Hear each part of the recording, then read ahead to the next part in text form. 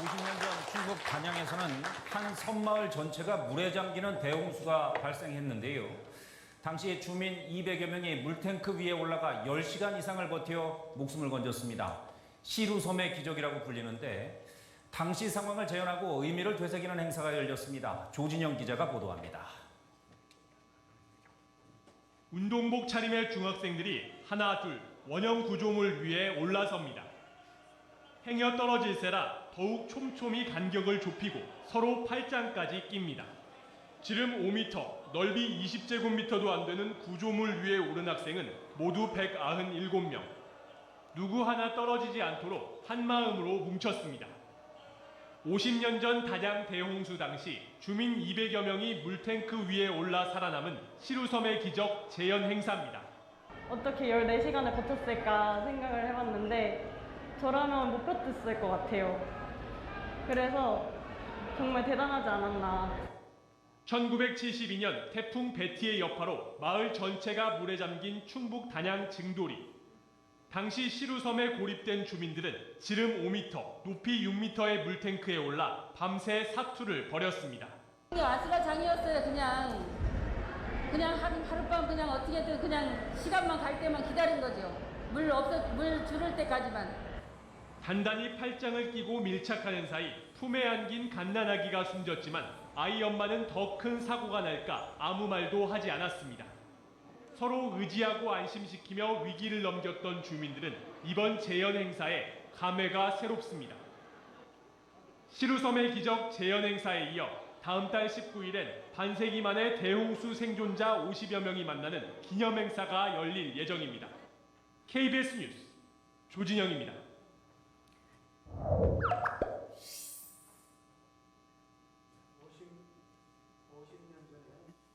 일어났던 사건입니다.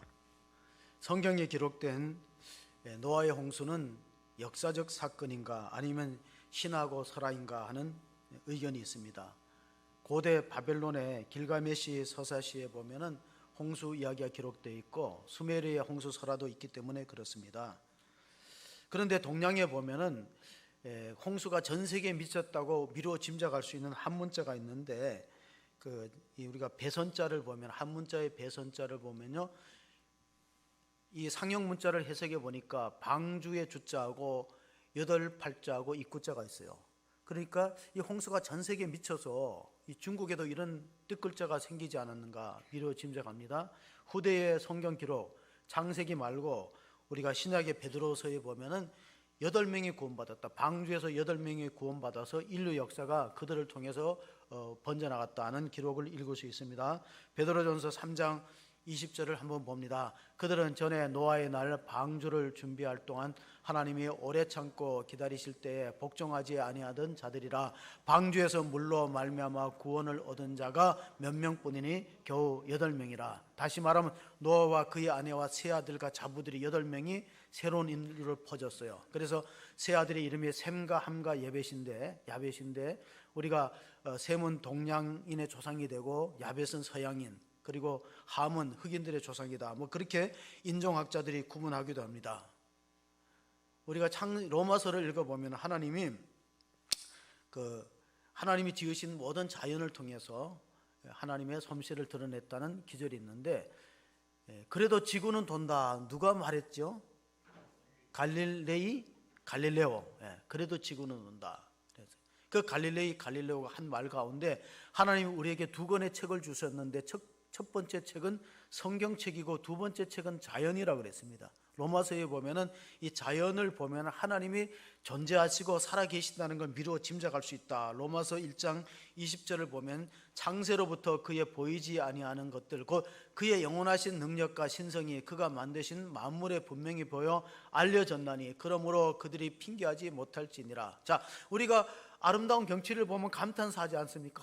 정말 너무나 이렇게 아름답다. 그런데 저절로 생겼을까? 그러니까 이 세상의 역사에 대해서는 두 가지 의견이 있지 않습니까? 창조론과 진화론. 또 어떤 사람은 우연히 생겼다. 우연히 그렇게 아름다운 경치가 형성됐을까? 우리가 그림 예술 작품을 하나 보더라도 그린 사람이 있지 않습니까? 우리 안산에는 단원 김홍도라는 화가가 있어요. 우리가 피카소를 보면 피카소의 화풍이 그 작품에 녹아나 있습니다. 우리 잘 이제 유명한 화가 가운데 고흐라는 화가 있어요. 빈센트 반 고흐. 근데 이 그림을 딱 보면 이게 고흐 작품인지 알 수가 있어요. 막 이렇게 열정적으로 불타오르는 것처럼 꾸불꾸불한. 근데 빈센트 반 고흐는 원래는 신학생이었는데 자기 삼촌이 화랑을 경영하기 때문에 거기 이제 알바로 보조로 도와주고 그랬대요. 그런데 그때가 상당히 가난하고 어려운 시절에 이 고흐는 파트타임으로 교회를 봉사하는데 뭐 설교 준비를 잘 못했겠죠. 근데 교인들이 설교를 못한다 자꾸 이런 소리가 들리니까 결국 이제 신학교 다니면서 목사 안수를 안 받고 결국 이제 그림으로 자기의 전공을 바꿨어요. 내가 그림을 그릴 때 가장 행복하다. 이게 내 천직이다. 그래서 전기 작가 가운데 이 빈센트 반 고흐를 썼던 전기 작가 가운데 이런 기조를 남겼어요. 그가 만약에 교회에서 수용되고 인정받았더라면 그가 가지고 있는 열정을 가지고 아주 훌륭한 아주 설교자가 될 수 있었던 건데 그는 결국 그 길로 가지 못하고 나중에는 이제 정신착란을 일으켰다 뭐 그런 이야기였는데, 자, 하나님이 왜 홍수로 세상을 몰아섰을까? 하나님이 지으신 자연이잖아요. 자연을 보면은 하나님의 솜씨다, 하나님이 지으셨다는 걸 미루어 짐작할 수 있습니다. 근데 대부분의 하나님을 인정하지 않는 사람들은 어떤 사람일까요? 제가 한번 질문을 드려볼까요? 감옥이 있는 것을 가장 싫어하는 사람은 어떤 사람일까요? 감옥이 있다는 것을. 예? 예. 감옥에 들어갈 사람이 가장 싫어하는 거예요. 예. 감옥이 있다는 것을. 그러니까 지옥이 있다는 말을 가장 기분 나빠하는 사람은 거기 갈 사람들이요. 예. 거기 갈 사람은 기분 나쁘니 싫어하잖아요. 그럼 홍수가 왜 생겼는가? 우리가 창세기 6장부터 쭉 홍수 이야기가 나오는데 홍수가 생긴 근본적인 원인은 3절에 보면 창세기 6장 3절 읽어봅니다. 여호와께서 이르시되 나의 영이 영원히 사람과 함께하지 아니하리니 이는 그들이 육신이 됨이라. 그러나 그들의 날은 120년이 되리라 하시니라. 자, 하나님의 영이 사람과 함께하지 않겠다는 건 왜 그렇습니까? 원래 하나님이 인간을 지을 때 흙으로 인간을 빚으시고 창세기에 보면은 그 코에 생기를 불어넣으니 인간이 생명이 된지라는 말은 인간은 만물의 영장으로 영적 요소를 가지고 하나님과 교통하게 되어 있는데 하나님한테 전혀 관심이 없고 육신적으로 살아가니까 인종 청소를 하기 위해서 홍수가 생겼다고 볼 수밖에 없습니다. 자, 여러분이 사용하는 휴대폰은 통신이 될 때 이 전파를 수신하고 통신이 될 때 기능은 하는데 만약에 그게 다 차단되고 핸드폰 요금을 안 내갖고 통신사가 끊어버리면은 그는 쇠붙이에 불과해요. 인간도 하나님과 관계 끊어지면 뭐에 불과하다고? 고깃덩어리 불과하는. 그래서 하나님이 청소하겠다는 거예요. 나의 영이 영원히 사람과 함께하지 않으니. 그래서 홍수로 다 쓸어버리고 이제 8식구가 남아서 인류가 퍼지는데 홍수 후에 노아가 했던 첫 번째 행위가 뭐냐? 이 창세기가 가르쳐주는 중요한 교훈이 있습니다. 홍수가 끝난 후에 노아의 8식구가 방주에 나와서 첫 번째 한 행위가 뭐냐? 창세기 8장 20절을 읽어보면 노아가 여호와께 제단을 쌓고 모든 정결한 짐승과 모든 정결한 새 중에서 제물을 취하여 번제로 제단에 드렸더니, 자, 그 제물은 뭐냐면 방주에 탔던 암수 한 쌍씩이요.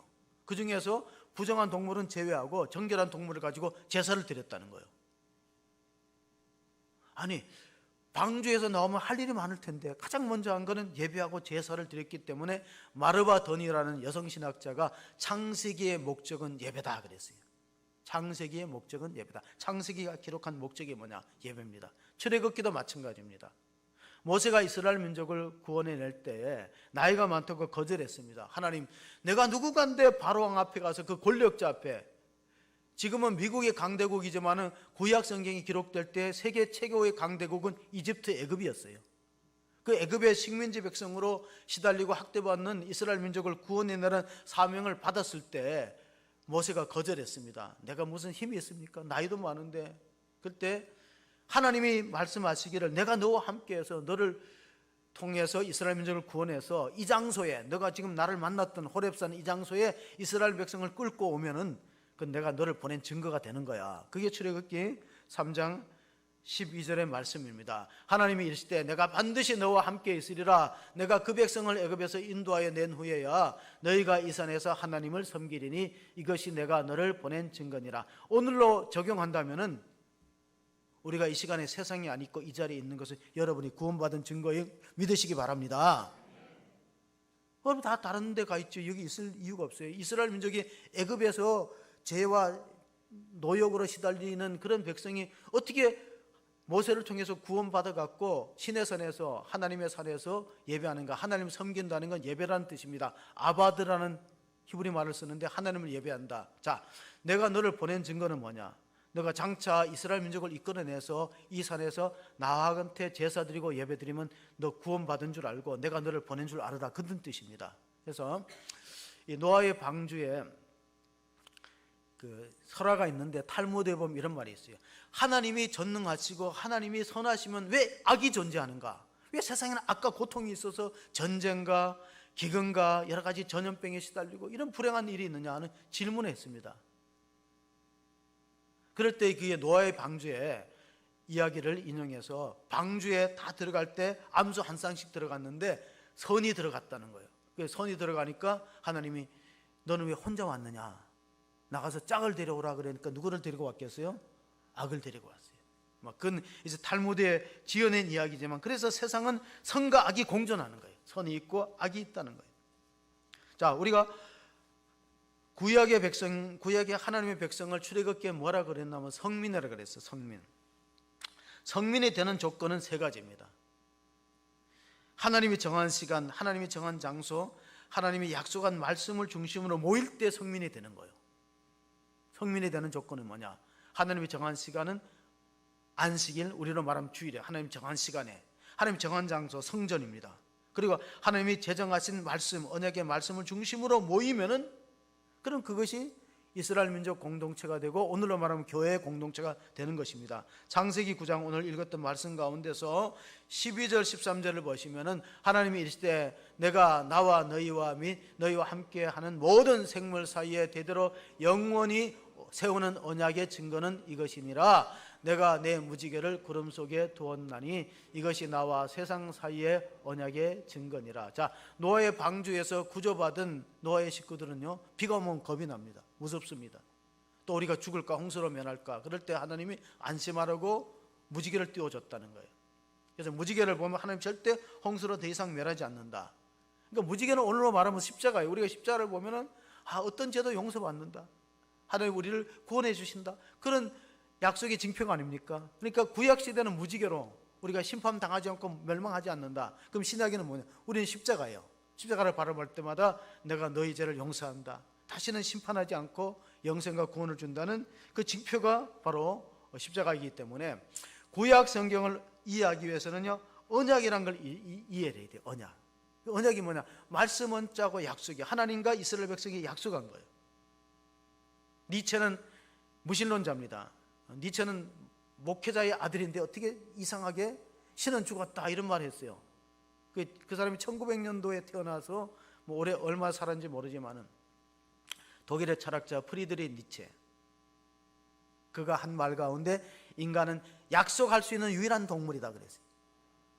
동물들은 약속이 없잖아요. 근데 인간은 약속할 수 있어요. 그런데 알고 보면 인간은 약속을 잘 깨기도 합니다. 그래서 나라와 나라 사이에 조약이 끼어지기도 하잖아요. 전쟁이 일어나죠. 또 정치가들이 공약을 했지만 실천을 못할 수가 있잖아요. 다 우리가 약속을 못 지키는 약점이 있어요. 어떻게 보면 결혼도 약속이고, 우리가 임직받을 때 서약하는 것도 약속이고, 또 우리가 뭔가 부동산을 할 때도 다 그 약속이 있는 거예요. 약속. 약속이 이제 최초로 있었던 게 언제냐? 언약이 있었던 게 아브라함의 언약입니다. 아브라함의 언약을 우리가 창세기 가운데 보면은 하나님께서 아브라함에게 약속을 해서 축복을, 너희 후손이 하늘의 별과 같이 많아지고 이 땅을 너희가 너희의 차지가 될 것이다. 땅에 대한 약속과 후손에 대한 약속과 너의 씨를 통해서 천하 만민이 구원받을 것이다. 그런 약속을 해줬는데 그 약속을 아브라함이 믿었어요. 나이가 많아 불구하고 하나님이 약속을 믿었다. 그래서 창세기 15장 6절에 아브라함이 하나님의 축복의 약속을 믿음으로 그것이 의로 여기면서 계약식이 성립됩니다. 그 계약이 창세기 15장에 나와 있는데 어떻게 계약하냐면 계약하는 언약하는 장면을 보면은 10절에 보면은 아브라함이 그 모든 것을 가져다가 그 중간을 쪼개고 그 쪼갠 것을 마주 대하여 놓고 그 새는 쪼개지 아니하였으며 설계가 그 사체 위에 내릴 때 아브라함이 쫓았더라. 자, 하나님과 아브라함이 계약을 하는데 어떻게 계약합니까? 짐승을 쪼개야 돼요. 그런데 새는 쪼개지 않아. 너무 작으니까 새는 쪼개지 말고 뭐 염소라든가 송아지 또 순양 이 다 쪼개는 거예요. 쪼개서 양쪽에 놓고 이제 언약식을 체결합니다. 아브라함이 그 중간으로 지나가요. 그런데 하나님은 형상이었기 때문에 불꽃 가운데로 지나갔더라. 화염 불꽃처럼 팍 지나가는 그런 계약이 성립됩니다. 그래서 언약을 히브리 말로 베리트라는 가르다 쪼갠다는 뜻이 있어요. 이 말은 뭐냐면 언약을 깨트리면 그 사람이 깨진다는 거예요. 이스라엘 민족이 왜 나라가 동강이 나고 외세의 침략을 받았냐면 언약에 신실하지 않아요. 약속을 해놓고 안 지키는 겁니다. 우상을 섬기는 겁니다. 그런데 구약 성경에 하나님은 언약에 신실해요. 절대 하나님이 이스라엘 백성을 배반한 적이 없습니다. 오늘도 마찬가지예요. 우리가 하나님 떠나지 하나님이 우리를 먼저 떠났겠어요? 그러니까 언약에 신실해야 되는데 언약을 잘 안 지키니까 예수님은 나중에 피로서 언약합니다. 짐승의 피 갖고는 안 된다. 짐승의 피 갖고는 효력이 없다. 내 피로 해야 되겠다. 그래서 예수님이 6월절 십자가 지기 전에 6월절 22장 마지막 6월절 만찬을 제자들과 나누면서 누가복음 22장 19절에 이렇게 말씀합니다. 이 또 떡을 가져 감사기도를 하시고 떼어 그들에게 주시며 이르시되 이것은 너희를 위하여 주는 내 몸이라. 너희가 이를 행하여 나를 기념하라 하시고 저녁 먹은 후에 잔도 그와 같이 하여 이르시되 이제는 내 피로 세우는 새 언약이니 곧 너희를 위하여 붓는 것이라. 여러분, 성경을 이해하려면 언약을 이해해야 돼요. 구약 시대에는 짐승을 통해서 약속했지만은 제물을 통해서 예수님은 새 언약의 중보자로서 우리 곁에 오셨어요. 예수님의 피를 우리가 성천하는 거 뭡니까? 예수님의 피에 참여하고 예수님의 살에 참여해서 영생이 있다는 걸 확인하는 겁니다. 히브리서 9장 15절에도 강조하는 것은 언약입니다. 이런 말미암아 그는 새 언약의 중보자시니 이는 첫 언약 때의 범한 죄에서 속량하시려고 주고사 부르심을 입은 자로 하여금 영원한 기업의 약속을 얻게 하려 하심이라. 하나님 우리와 약속하면 깨트리지 않습니다. 내가 너한테 영생을 준다 그러면 주는 거예요. 구원을 주는. 근데 우리가 자꾸 하나님 떠나는 거죠. 그래서 새 언약의 중보자로 예수님이 오셨는데 노아 시대에 살아남은 사람들이 번제를 드리면서 이제는 하나님의 말씀을 떠나지 않겠다 그렇게 마음속에 다짐하게 되는 것입니다. 방주를 보면은 벼락이 보다기는 관짝 같아요. 창문도 없습니다. 왜 창문을 안 달았겠습니까? 창문을 달면 더럽습니다. 홍수 후에 전 세계가 물이 범람해서 죽은 사람들의 모습과 아비규환과 그 동물들의 시체를 보니까 옆에 창문을 못 달게 했어요. 위로 내는 창문만 냈어요. 하늘을 향한 창문만. 비가 오나 안 오나 그것만 확인하는 창문만 내지 창문이 없어요. 3층 구조로 되어 있다고 합니다. 길이가 500규빗이면요 성경의 한 규빗이 뭐냐면 이쪽 손가락 끝하고 팔꿈치를 한 규빗이라니까 저는 45cm인데 장로님 한 50cm 되겠죠. 짧아요. 제가 이렇게 짧아가지고 이게 한 규빗이에요. 여기 뭐 손가락 가운데 끝하고 팔꿈치가 한 규빗이니까 그러면 방주의 길이가 500규빗이면요 얼마냐면은 530 그러니까 뭐 한 135m에서 150m니까 이 배의 크기가 가늠되죠. 운동장만 하다는 거, 운동장만. 근데 그걸 얼마나 지었어요? 이 노아가 방주를 짓는데 걸린 시간이 얼마라고요? 120년이에요. 아까 우리가 창세기 6장 3절에 사람의 시간이 120년이라 그랬는데 그건 방주 짓는 시간이기도 하지만은 인간의 수명이 120년으로 쭉 줄어들었어요. 그 전에 보면 우리가 창세기 보면은 이해가 안 되는 게 무드셀라가 969세를 살았다. 뭐 에녹이 뭐 950. 이 도무지 사람이 어떻게 그렇게 오래 살 수 있을까 생각하고 의문을 갖습니다. 그런데 창조과학계에서 설명하기를 이렇게 설명했어요. 처음에 인간이 창조되었을 때는 최적의 자연 환경이라는 거예요. 그래서 공중에 공창에도 물이 있고 이 오존층이 파괴되기 전에 그리고 온실효과처럼 많은 사람들이 이 최적의 환경에서 살았다. 또한 육식을 하지 않았다는 거예요. 근데 성경 읽어보니까 하나님 육식을 허용했을 때가 노아 홍수 이후예요.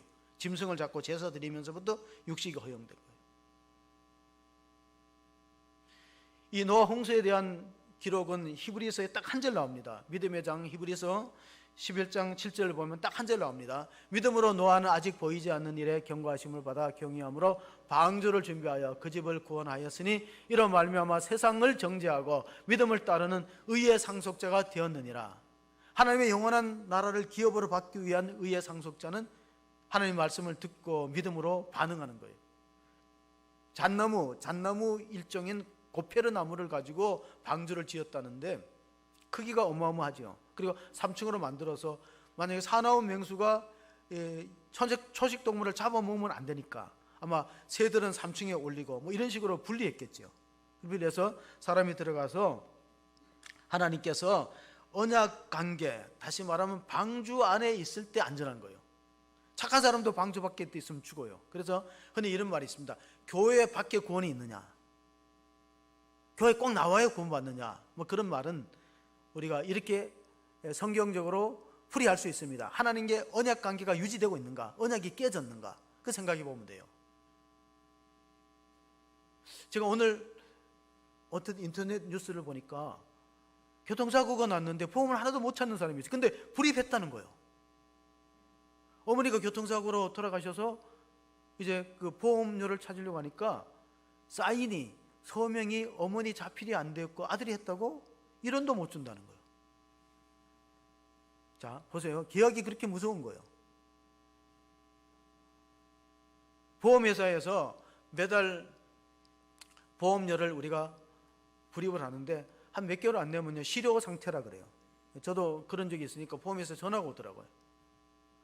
몇 달 안 내갖고 실효 상태인데 한꺼번에 내면 살려주겠다는 거예요. 한꺼번에 내면. 한꺼번에 낼 수 있느냐. 그러니까 이 말은 방주 안에 있는 사람이 구원받다는 뭐냐면 하나님과 언약의 관계를 아직도 유지하고 있으면 구원받는 거고 깨어버려서 실효 상태가 있다. 보험사에서 봤을 때 이 사람은 언약 관계가 성립 안 된다. 그러면은 실효 상태예요. 본인은 찾을 줄로 생각하지만은 본인은 구원받을 줄로 생각하지만 언약이 깨져버렸어요. 시편 50편 5절 보면은 어떤 사람이 구원받은 백성인가? 이랬을 때 나의 성도들을 내 앞에 모으라. 그들은 제사로 나와 언약한 이들이라 하시도다. 예배가 그렇습니다. 여러분 예배를 드린다는 것은 언약 관계가 유지되고 있다는 뜻이고 예배를 안 드린다는 것은 한번 심각하게 내가 하나님의 은혜 안에 있고 언약 관계에 있는가를 생각해 보셔야 됩니다. 그것이 장소를 떠나서 언약 관계가 계속 유지되고 있는가.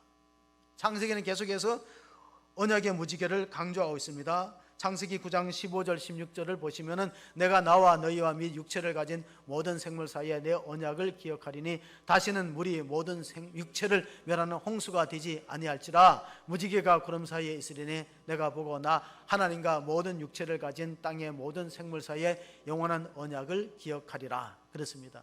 무지개가 뜨면은 안심하게 되는 겁니다. 야, 이제 우리가 정말 전에 수많은 사람이 홍수로 목숨을 잃었는데 우리도 그런 일을 당하면 어떻게 되느냐. 그런 두려움이 있을 때 하나님이 안심하라. 노아가 홍수가 시작되던 해가 600세라고 합니다.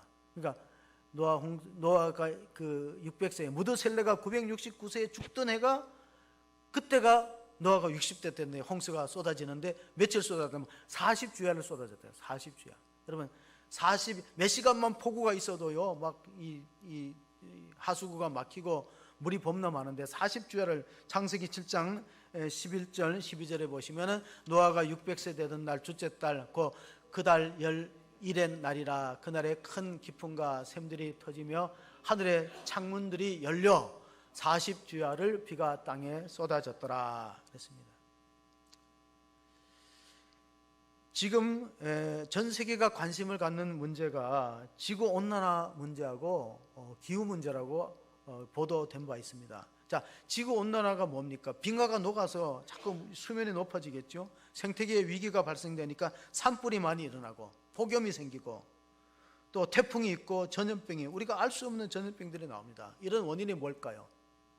독일의 신학자 위르겐 멜톰에는 생태계의 파괴를 막기 위해서는 우리가 갖고 있는 가치관을 바꿔야 된다 그래요. 왜냐하면 우리는 생육하고 번성하고 땅에 충만하고 땅을 정복의 대상으로 생각해요. 자꾸 개발합니다.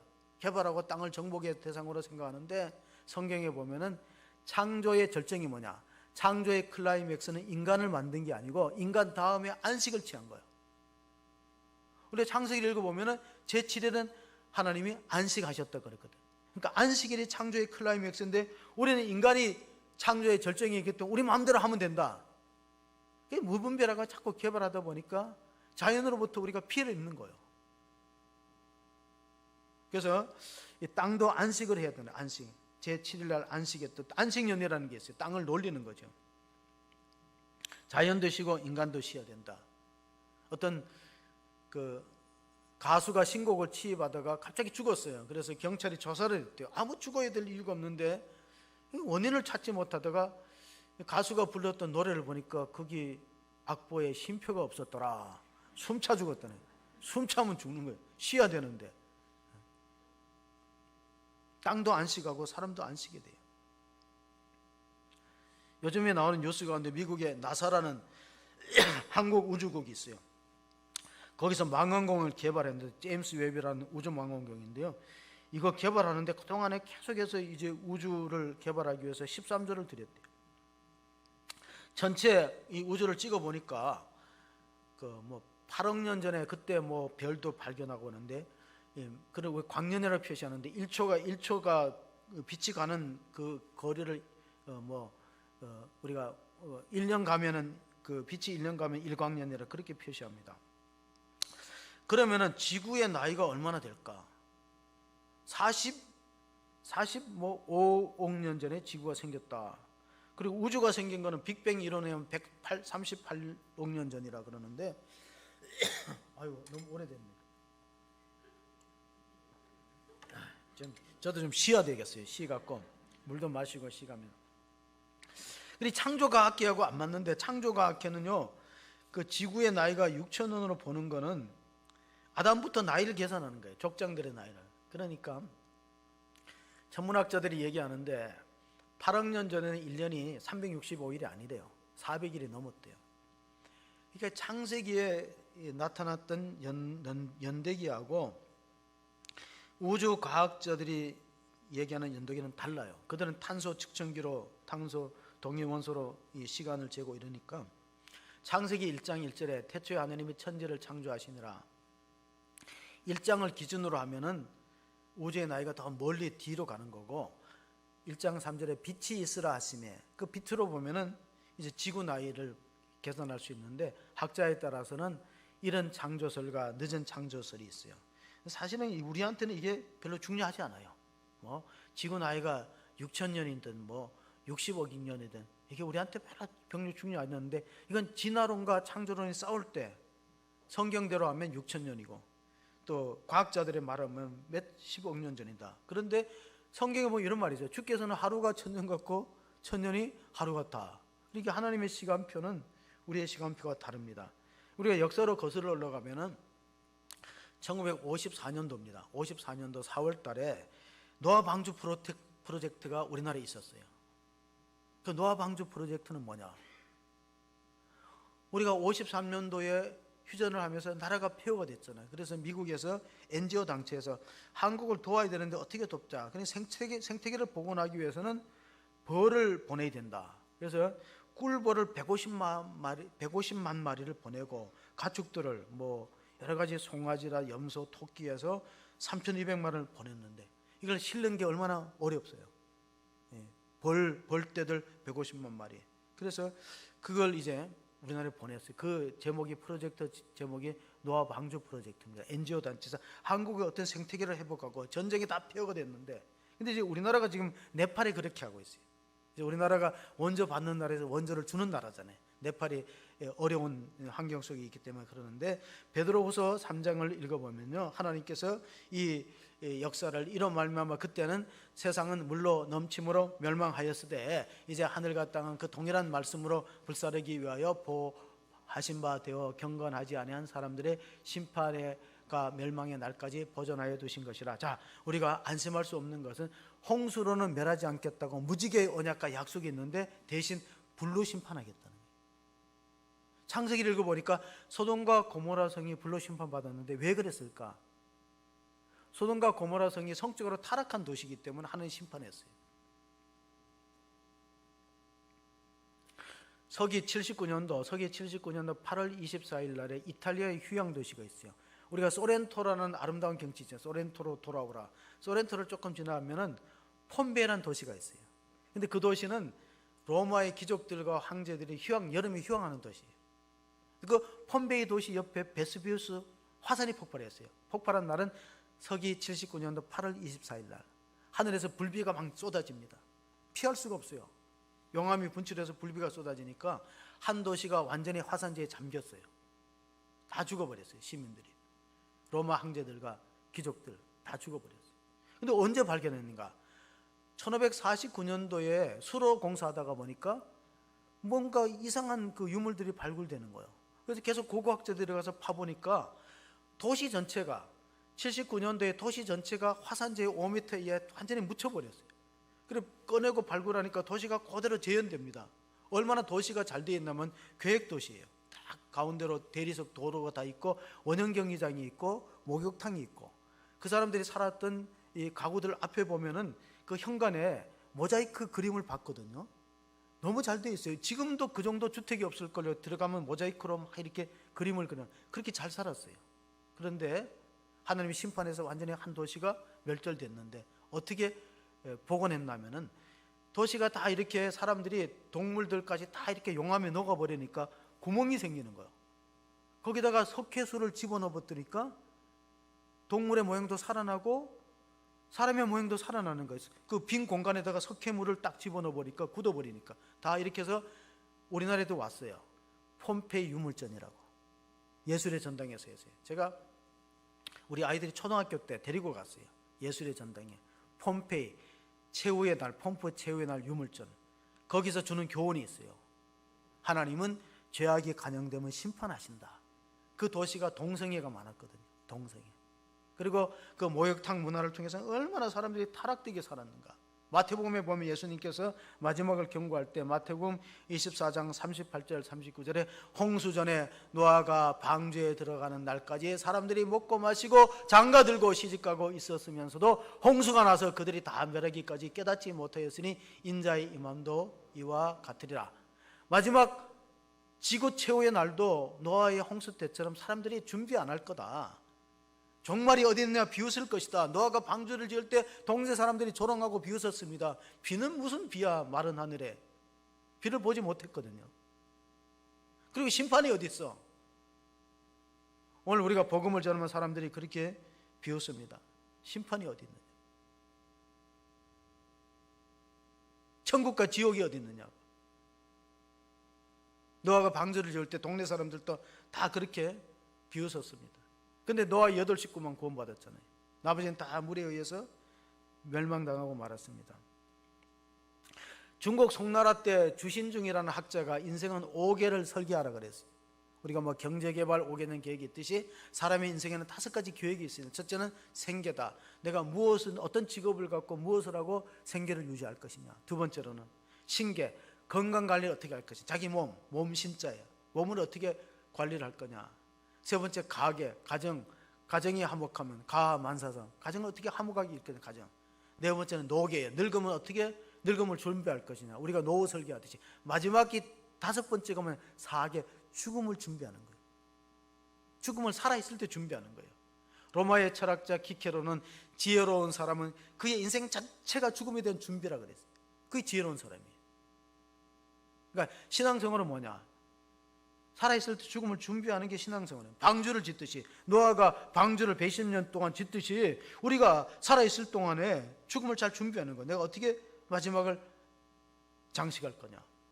그 잘 되어 있는 사람이 믿음이 좋은데 우리가 사도 바울은 이렇게 말해요. 나는 날마다 죽노라. 제가 사도 바울의 날마다 죽노라는 그 고린도서를 보면서 기독교인의 삶은 종말론적인 인생을 살아가야 되는데 종말론이 뭐냐. 심판이 있다는 것을 믿는 거예요. 하나님의 최후의 심판이 있다는 거 믿고 그건 우주적 종말이죠. 그런데 하나님의 최후의 심판이 언제 있을지는 아무도 몰라요. 천사도 모르고 아들 모르고 하나님만 아신다. 마태복음 그렇게 기록되어 있습니다. 그러면 우리는 개인의 종말은 알 수 있어요. 내가 얼마 더 살 수 있는가. 자, 대충 우리가 살아온 날보다 살아갈 날이 짧다고 생각하는 분들은 계시죠. 예, 저도 그래요. 예. 그러면 나를 짐작할 수 있잖아요. 예. 모세가 시편 90편에 우리 연수가 70이요 강건한 80이라도 그 연수의 자랑은 수고와 슬픔뿐이니 신속히 가고 날아가나이다. 우리에게 지혜로운 마음을 주사 우리의 남은 날을 계수하게 하소서. 이 말은 지혜로운 사람은 자기가 남은 생애가 대충 얼마 된다는 걸 알고 오늘을 사는 거예요. 그래서 제가 늘 제 마음속으로 다짐하는 말이 있어요. 내일 죽을 것처럼 오늘을 살자. 한번 좀 따라 하셔도 되는데 같이 한번 해볼까요? 시작. 내일 죽을 것처럼 오늘을 살자. 그거 정말 난중이에요. 내일 죽진 않아요. 그런데 내일 죽을 것처럼 오늘을 살면요, 사소한 일에 신경 안 씁니다. 그렇게 쉽게 화낼 필요도 없어요. 오래 산다 생각하니까 화딱지가 나는 거지. 내일 죽을 건데 뭐 그렇게 화낼 일이 뭐 있어요. 사소한 일에 목숨 안 걸어요. 본질적인 것이 중요한 거예요. 우리는 오래 산다 생각하니까 인생이 복잡해지는 거예요. 베드로서에 보면 우리가 끝으로 읽어야 될 말씀이 있는데요. 베드로후서 3장 10절 11절입니다. 그러나 주의 날이 도둑같이 오리니 그날에는 하늘이 큰 소리로 떠나가고 물질이 뜨거운 불에 풀어지고 땅과 그 중에 있는 모든 일이 일어나리라. 이 모든 일이 이렇게 풀어지리니 어떤 사람이 되어야 마땅하냐? 거룩한 행실과 경건함으로 하나님 나라를 사모하면서 준비하는 거예요. 자, 우리가 언약을 중요하게 여기라는 말을 계속해서 되풀이합니다. 무지개는 언약이고 십자가도 언약이에요. 언약은 뭐냐? 앤드루 머리라는 남아연방의 신학자는 앤드루 머리가 언약을 풀이하기를 하나님과 나를 묶는 띠라 그랬어요. 그래서 제가 생각해 보니까 요즘은 그런 엄마들이 없는데 옛날에는 보면 어머니들이 이 아이를 업을 때 뭐 이렇게 이불 같은 거로 요 같은 거로 하고 반드시 띠를 묶더라고. 띠를 안 묶으면 어떻게 돼? 애가 흘러내리잖아. 여러분, 띠를 안 묶을 수 있나요? 아기를 이렇게 업고 반드시 이렇게 이 띠를 묶더라고. 그러면 아이가 이제 안 흘러내려요. 그 언약이 뭐냐? 하나님과 나를 묶는 언약의 띠가 있어야 된다는 거예요. 오늘 우리가 불을 찬송 보면은 내 주와 맺은 언약은 영분변하시니 그 나라 이를 때까지 늘 보호하리라. 하나님은 우리를 보호해서 하나님 언약을 신실하게 지키는데 문제는 우리가 잘 못 지키는 거예요.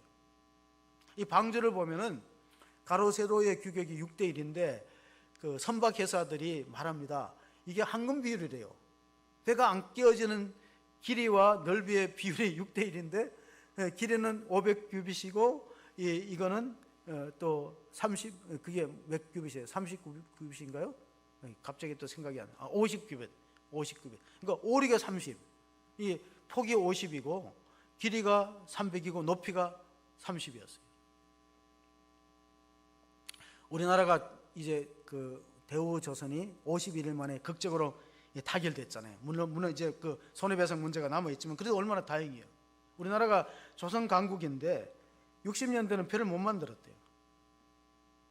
근데 현대 정주영 회장께서 그 이제 현대 조선을 건설할 때 울산에 그 미포만 그 울산 그 지도하고 사진 가지고 영국의 차관을 얻으려고 바클레이스 은행을 갔더니 차관을 못 준다는 거예요. 아니 뭐 도크도 없고 그리고 뭐 배 만든 경험도 없고 뭐 어떻게 우리가 4,300만 달러에 뭐 차관을 주겠냐. 4,300만 달러면 지금은 500억 될걸요. 환율이 올라갔고 거절당했는데 포기하지 않고 그 바클레이스 은행의 아주 우수한 고객이었던 그 선박회사 컨설팅 회사를 찾아갑니다. 찾아갔고 좀 차관을 받을 수 있도록 좀 조언을 해달라 그러니까 나도 못한다고. 당신은 뭘 믿고 주냐 그러니까 그때 정주영 회장이 500원짜리 지폐를 보여줬어. 이거 보라고. 이게 뭐냐니까 이게 거북선인데 우리가 영국보다가 선박을 만드는 배를 만드는데 300년이 앞섰대. 우리가 300년. 그 거북선이 1592년도에 만들어졌대. 임진왜란 때. 그런데 영국보다 300년 동안 우리가 이 철갑선을 만드는 이런 기술이 있는 나라다. 그래갖고 이제 조상덕을 본 거죠. 그래서 4,300만 달러 빌려갖고 현대조선을 만들었어요. 이제 조상덕을 본 거죠. 우리가 이순신 장군이 없었더라면요, 가만히 생각해 보세요. 우리가 1600년 되기 전에 나라 없어요. 1600년 전에. 그래서 이번 수요일 날에 한산이라는 영화가 개봉하는데 한번 보셔도 돼요. 우리나라 명량이라는 영화가 1700만 이상으로 관객들을 1등으로 모았는데 이제 두 번째로 이제 한산대첩의 영화가 개봉되는데 거기에 보면은 이런 말이 있어요. 이 싸움은 나라와 나라의 싸움이 아니고 의와 불의의 싸움이다. 그러므로 압도적인 승리가 필요하다. 이순신 장군이 한 말이에요. 근데 그 배우가 30kg의 갑옷을 입고 연기했다. 그래서 이순신 장군이 대단한 게 30kg를 갑옷을 입고 그 무거운 칼을 가지고 나를 지켰어요. 압도적인 승리가 필요하듯이 우리에게 압도적인 믿음이 필요합니다. 하나님의 언약을 압도적으로 믿고 우리가 환난 날에도 하나님의 도우심을 구하면서 언약 안에 살아가는 복된 주의 백성들 다 되시기를 주님 이름으로 축원합니다. 아멘. 하나님 아버지 감사합니다. 세상은 날로 불안정하고 미래를 알 수 없는 불확실한 세계 속에 있지만은 우리는 하나님의 언약의 말씀 붙들고 이 시간도 하나님을 예배합니다.